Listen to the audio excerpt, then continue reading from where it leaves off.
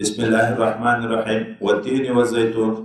سورت تین مکی سورت دا اتا آیات دی ورکو دب کے والتین قسم دی ما په انذر باندې والزیتون قسم دی په زیتون په خونه باندې والطور سینین قسم دی په غره باندې چې نوم کوی تور دا وهذا البلد الامین او قسم دی په دغه ښار امان ورکوونکي باندې چې مکه معظمه ده.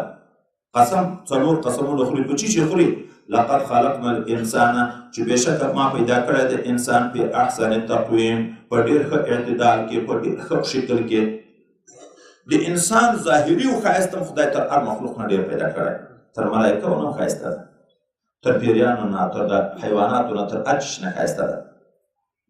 یوه سړي د خولې نه ښځې ته داسې الفاظ ووته، ښځه یې ښایسته وه، نو ده ورته ویلې که ته تر سپوږمۍ نه یې ښایسته نو ته دې په ده طلاقه یې.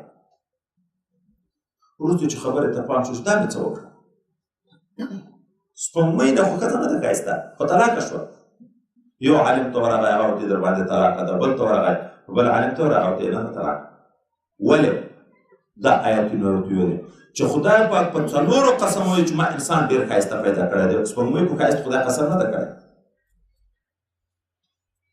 خو دغه ښایسته وجود چې خدای انسان ته ورکړی، ښایسته علم عقل یې ورکړی، سترګې غوږونه یې ورکړي، بیان او نطق یې ورکړی، دا د یو مقصد لپاره ورکړی چې د خدای پاک معرفت د دې الله بندګي ده.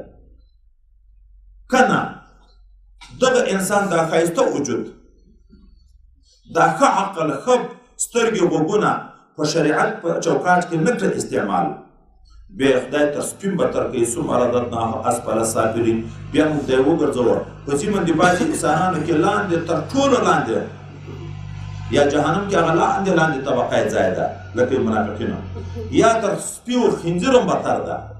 ولې کافر په قیامت کې چې خنځیر او سپیو لیوانو زمریانو هر شی خدای ژوندي کړي بیا بېرته ورته یکونو ترابه چې خاورې شي، دلته به کافر ارمان کوي که نه چې ښایه زه د خنځیر وای خو چې خاورې شوی چې جهنم نه وای. جهنم خو بیا د خنځیر دپاره نه ده، د دغه ظالم انسان دپاره ده. بیا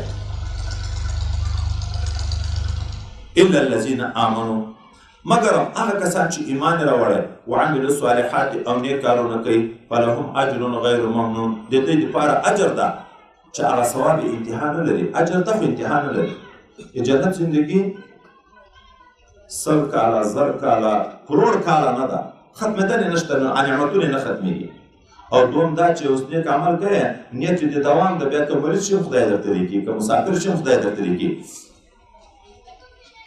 فما یکذبک بعد بالدین، چې شی تا باعث کوي په دروغ ګڼلو سره ای منکره ای کافره، پس له دغه واضح دلایلو نه بالدین په ورځ د جزا چې ورځ د قیامت ده ولې نه منې؟ الیس الله باحکم الحاکم احکم الحاکمین، آیا نه ده الله حاکم د ټولو حاکمانو؟ بلا وانا علی ذلک من الشاهدین، بلکې دا زه په دې شاهد یم چې خدای د ټولو حاکمانو لوی حاکم ده او احسن الحاکمین ده.